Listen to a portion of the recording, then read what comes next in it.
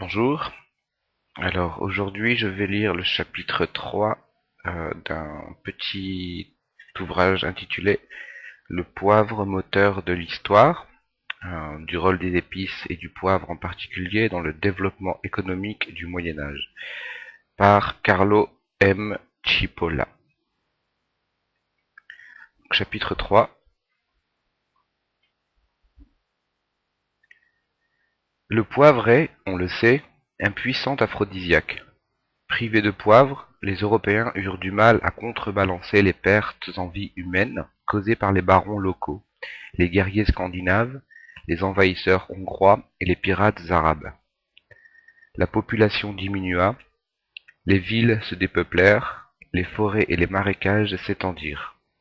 Ayant perdu toute illusion d'une vie meilleure en ce monde, les gens placèrent de plus en plus leurs espérances dans la vie de l'au-delà, et l'idée d'une récompense au ciel les aida à supporter le manque de poivre sur cette terre. Seuls les sots pouvaient regarder l'avenir avec optimisme. Les sages en avaient une horreur sacrée et beaucoup, pour échapper à un monde brutal et sanguinaire, se réfugièrent dans la paix des couvents. Il ne manquait dès lors plus que l'apparition des terribles cavaliers de l'Apocalypse annoncés par les prophètes. Tous étaient résignés et convaincus qu'elle adviendrait le 31 décembre 999 à minuit.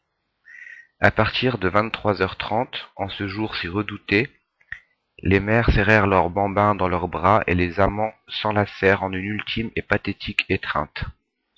Fatidique et terrifiant, minuit arriva, ponctuel. Mais, à la stupeur de tous, les cavaliers de l'Apocalypse ne se montrèrent pas. Ce rendez-vous manqué marqua un tournant décisif dans l'histoire de l'Europe. Chapitre 4. Le nouveau millénaire peut être raisonnablement considéré comme le millénaire de l'Europe occidentale. Le mérite d'avoir inauguré cette nouvelle période revient à deux personnages remarquables de ce temps, l'évêque de Brême et Pierre l'Ermite. Tous deux furent, en fait, les fondateurs de l'impérialisme européen. L'évêque de Brême avait un faible pour le miel et le gibier. Pierre, quant à lui, avait une prédilection pour les mets épicés. Ce qu'ils firent l'un et l'autre est, au fond, très simple. Entourés de gens violents dont le sport préféré consistait à s'entretuer, l'évêque et l'ermite agirent en catalyseurs et poussèrent les Européens à exercer leur violence sur les non-européens plutôt que sur leurs semblables.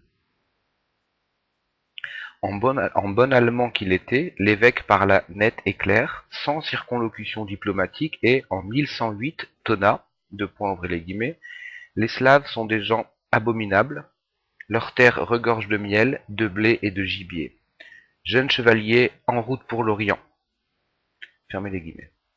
Ainsi le terrible évêque, grâce à l'appât du miel, du blé et du gibier, poussa vers l'Orient beaucoup de têtes brûlées allemandes et donna le départ de ce Drang nach Osten, ruée vers l'est, qui mena à la conquête des territoires au-delà de l'Elbe et, pour finir, à la création de l'État prussien. L'ermite était français. Comme l'écrivit Guillaume de Tyr, Pierre naquit dans le diocèse d'Amiens au royaume de France. Il était chétif d'une santé fragile, mais il avait un grand cœur. Selon Gilbert Bibert de Nogent, il mangeait très peu de pain et ne vivait que de poisson et de vin. Il n'avait donc pas de problème de cholestérol. Ce que personne ne raconte toutefois, c'est que Pierre avait un faible pour les nourritures poivrées. S'il ne consommait que du poisson et du vin, c'est parce qu'il n'était qu'un pauvre ermite et non un riche abbé, et ne pouvait donc pas se permettre d'acheter du poivre introduit en fraude en Occident par des contrebandiers qui le vendaient fort cher. Seul, dans son ermitage entouré des grands arbres silencieux de la sombre forêt, Pierre souffrait en silence et priait constamment la providence divine de lui procurer un peu de poivre à ajouter à ses repas frugaux. Mais la providence divine savait aussi qu'une toute petite dose de poivre aurait compromis la vie spirituelle de Pierre et, au lieu de poivre, elle lui envoyait la pluie, la neige et la foudre. Chose juste et sage du point de vue divin, mais non celui de Pierre qui était un homme hors du commun.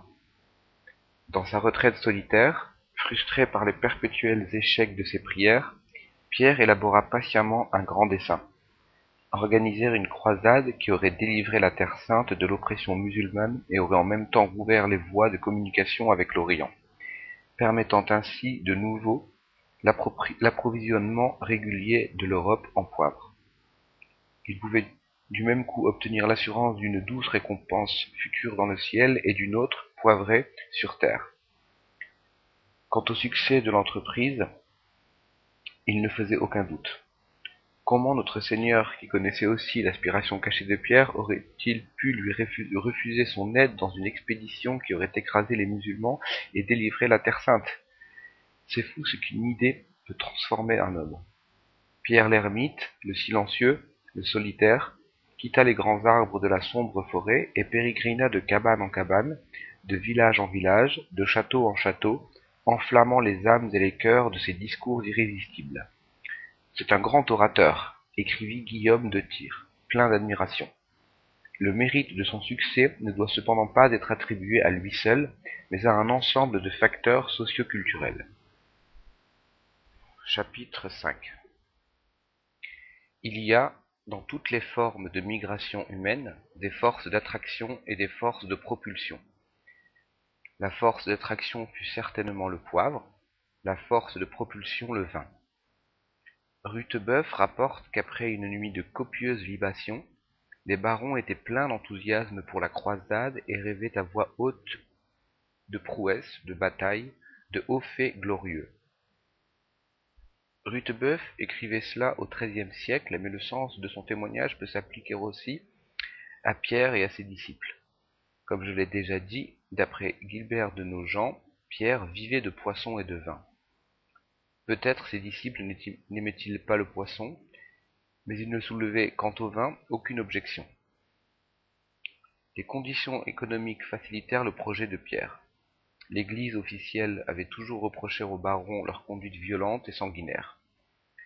Maintenant, Pierre leur offrait la possibilité de taper sur le prochain en récoltant les éloges au lieu des reproches de l'Église.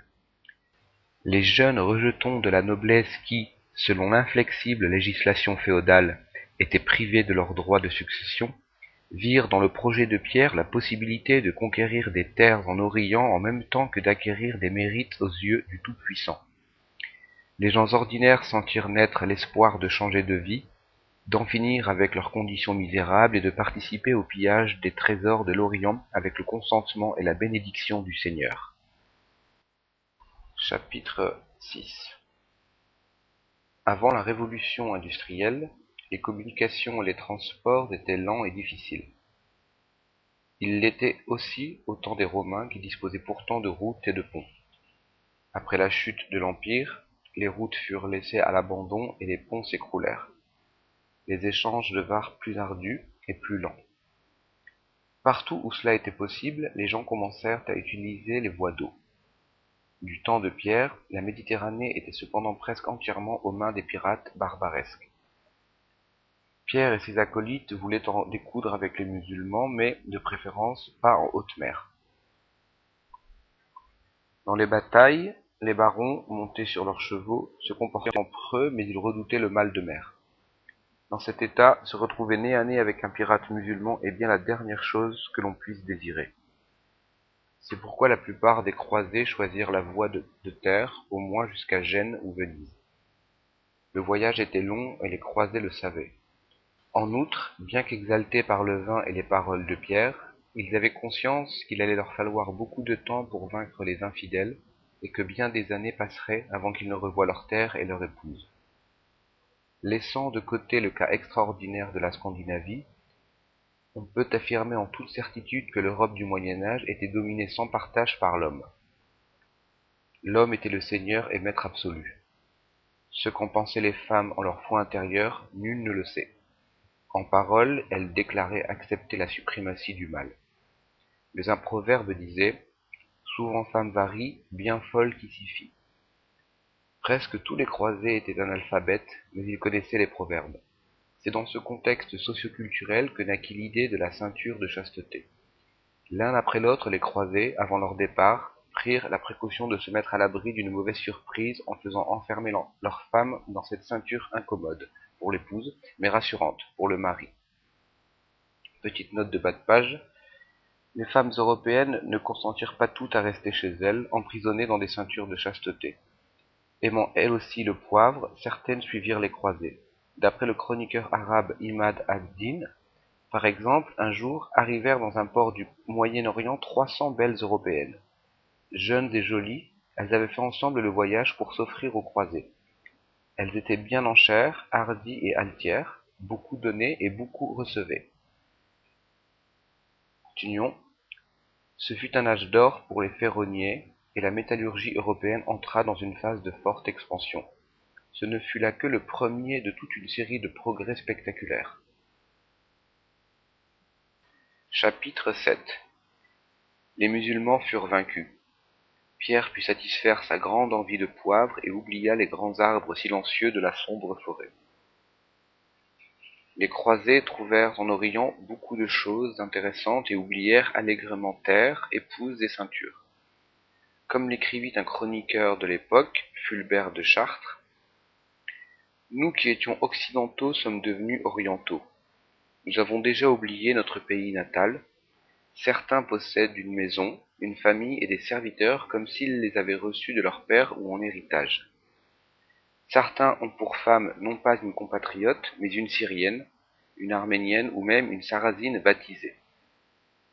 Chaque jour, nos parents et amis viennent nous rejoindre après avoir librement laissé tous leurs biens en Occident.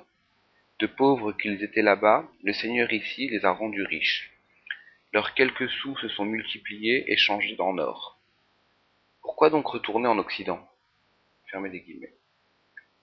Dans cette incroyable aventure à laquelle se trouvèrent étrangement mêlés notre Seigneur Jésus-Christ, le poivre, les pièces d'or, les hobereaux féodaux et les femmes sarrasines, les seuls à ne pas perdre la tête furent les Italiens. Parmi eux, les Vénitiens qui, au triste temps des invasions germaniques, s'étaient réfugiés sur quelques îlots au milieu des marais, où, comme put le noter un observateur du Xe siècle, illa gens no arat, no seminat, no vindimiat.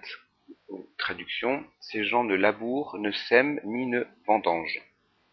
Pour vivre, ils devaient donc se consacrer au commerce. Un historien américain écrivit il y a quelques années que la cupidité avec laquelle les Vénitiens réalisaient des profits commerciaux par tous les moyens ne pouvait se comparer qu'au manque de scrupules qui caractérisait les Génois. Un économiste anglo-saxon écrivit, tout aussi péremptoire, les naïfs croisés se trouvèrent piégés dans un réseau d'intérêts commerciaux auxquels ils ne comprenaient rien ou pas grand-chose. Durant les 3 premières croisades, les Vénitiens, qui leur avaient fourni les navires, les roulèrent effrontément de la même manière qu'un marchand sans scrupules embobine au marché l'idiot du village. Fermez les guillemets. Le fait est que les Italiens avaient compris quel énorme potentiel commercial représentait l'occupation chrétienne de la Terre Sainte. Pierre l'Ermite n'était pas le seul Européen à aimer le poivre. L'Occident comptait des dizaines de milliers de types comme lui. Les Italiens, qui pourtant n'avaient jamais suivi de formation à la prospection de marché, s'emparèrent du commerce et en tirèrent, grâce à leur monopole, des profits considérables. Si ça avait été les Hollandais, les Allemands ou les Anglais à le faire, ils auraient été cités dans les manuels d'histoire comme d'admirables exemples d'éthique protestante et comme les champions dignes d'éloges du capitalisme naissant. S'agissant d'Italiens, ils furent montrés du doigt comme des exemples déplorables de cupidité et d'absence de scrupules commerciaux. Bref, les marchands italiens s'activèrent tant et si bien que le commerce du poivre connut durant tout un siècle un essor spectaculaire. À Alexandrie d'Égypte, une rue entière et même tout un quartier furent consacrés au commerce du poivre et en Occident, après des siècles de pénurie presque totale, le poivre réapparut en quantité sans cesse croissante sur les marchés et sur les tables. Chapitre 8. L'Europe, de sombre et triste qu'elle était, se transforma comme par enchantement en contrée débordante de vitalité, d'énergie et d'optimisme.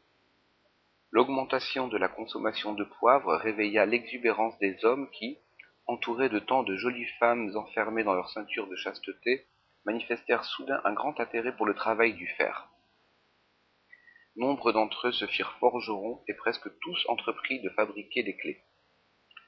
Cela eut 2 conséquences. A. La multiplication du nom de Smith, forgeron, en Grande-Bretagne, de Schmidt en Allemagne, de Ferrari, Ferrario, Ferrero ou Fabri en Italie, de Favre, Fèvre, Fèvre ou Lefèvre en France. Petit b, le décollage de la métallurgie européenne qui entra définitivement dans une phase de croissance autonome. Le poivre avait une qualité importante, il n'était pas périssable. C'était en outre un bien d'une circulation aisée et aucune personne avisée ne l'aurait refusé.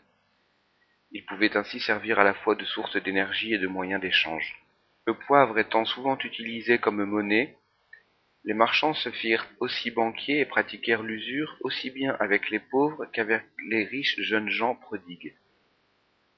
En fond d'eux-mêmes, ils savaient fort bien qu'en vendant des armes à Saladin, du poivre aphrodisiaque aux Européens, et en pratiquant l'usure à grande échelle, ils se mettaient dans une situation délicate vis-à-vis de notre Seigneur. Aussi, pour se donner bonne conscience, destinèrent-ils des sommes considérables à des œuvres de charité et des donations à l'Église. Les marchands italiens excellaient dans la comptabilité et l'administration des entreprises. Ils tentèrent donc des comptes précis et méticuleux de ces sommes sur des listes spéciales qui portaient dans les grands livres le titre de « Compte de notre Seigneur ». Les évêques et les abbés qui reçurent les donations des marchands en dépensèrent une bonne partie pour bâtir ou reconstruire les églises, cathédrales et monastères. En outre, les évêques et les abbés avaient, pendant des siècles, accumulé d'énormes trésors, soumettant l'économie européenne à une lourde pression déflationniste. Dès que le poivre fut disponible sur le marché, ils ouvrirent leurs coffres et mirent en circulation des fortunes considérables, gonflant ainsi la demande globale. Les sommes colossales dépensées pour construire les cathédrales assurèrent travail et argent aux maçons qui, à leur tour, dépensèrent les sommes gagnées pour acheter du pain et des vêtements, donnant ainsi du travail aux boulangers et aux tailleurs. De cette manière, le multiplicateur soutint et amplifia le développement de l'économie européenne. La population, bien sûr, s'accrut. Cependant, en raison de A. de l'expansion du commerce du poivre, B. des effets en amont et en aval de la dite expansion, et C. des effets du multiplicateur et de l'accélérateur. Le taux de croissance du revenu dépassa celui de la population, le revenu par tête augmenta et, jusqu'à la fin du XVIIIe siècle, l'Occident put ainsi éviter de tomber dans le piège malthusien. Donc je finirai avec ceci.